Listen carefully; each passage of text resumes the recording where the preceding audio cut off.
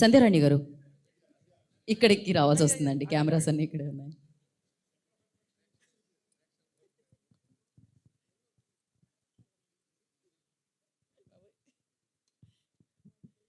అందరికీ నమస్కారం. ముందుగా వేదిక మీద ఉన్నటువంటి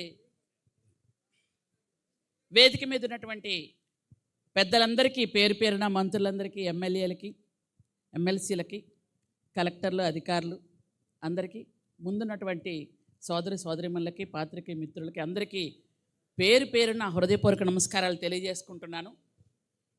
నాకంటే ముందు మాట్లాడిన వాళ్ళు అన్ని విషయాలు చక్కగా మాట్లాడారు. నేను ఒక్క విషయం మాత్రం చెప్పదలుచుకున్నాను. తాగితే అరకు కాఫీ తాగాలి, తింటే అనకాపల్లి బెల్లం తినాలి, చూస్తే విశాఖ ఉత్సవాలు చూడాలి. ఆ రేంజ్లో ఈసారి మనకు ఖచ్చితంగా ఉత్సవాలు ఉండబోతున్నాయి. అరకు ఎంత అంగరంగ వైభవంగా ఆ ప్లేస్లన్నీ ఉంటాయి మీ అందరికీ తెలుసు. ఉమ్మడి విశాఖపట్నం జిల్లాలో 3 జిల్లాలుగా మన రూపాంతరం చెందింది. ఈ 3 జిల్లాలకి కూడా ఈరోజు మన ఉత్సవాలు చేసుకోవడం జరుగుతుంది. వైజాగ్ 24 నుంచి 31 వరకు, అనకాపల్లి 29, 30, అరకు 30, 31, 1 తేదీల్లో ఉత్సవాలు మనం జరుపుకుంటున్నాం. ముఖ్యంగా అరకు గురించి చెప్పాలి, ఎందుకంటే ఇన్ఛార్జ్ మంత్రిగా, అక్కడ లోకల్గా ఉన్నటువంటి ఒక మంత్రిగా, ట్రైబల్ వెల్ఫేర్ మినిస్టర్గా ఒక విషయం చెప్పాలి. అరకులో ఉన్నటువంటి అద్భుతమైన అందాలను చూడడానికి మీరు ఎలా వెళ్తున్నారో, ఆ అందాలను మరి కాస్త పెంచి మీకు చూపించాలన్నది మేము ఈరోజు చేస్తున్నటువంటి ఒక ప్రయత్నం. అలాగే నిన్న మొన్నటి వరకు మీరు చూసుంటారు, నేషనల్ ఈఎంఆర్ఎస్ ఉత్సవం ఒకటి చేసాం.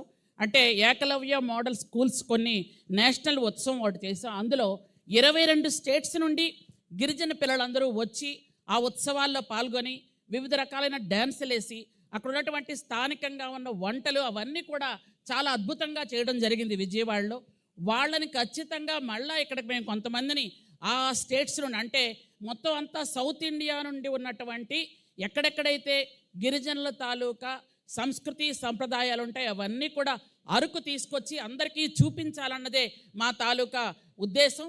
కాబట్టి అందరూ కూడా మన విశాఖపట్నం, ఉమ్మడి విశాఖపట్నంలో అందరూ ఆ టైంలో వచ్చి అరకు అందాలను వీక్షించి అరకు ఉత్సవాన్ని, అలాగే ఉమ్మడి విశాఖపట్నం ఉత్సవాలన్నింటిని కూడా అందరూ వచ్చి విజయవంతం చేయవలసిందిగా కోరుకుంటూ థ్యాంక్ యూ వెరీ మచ్.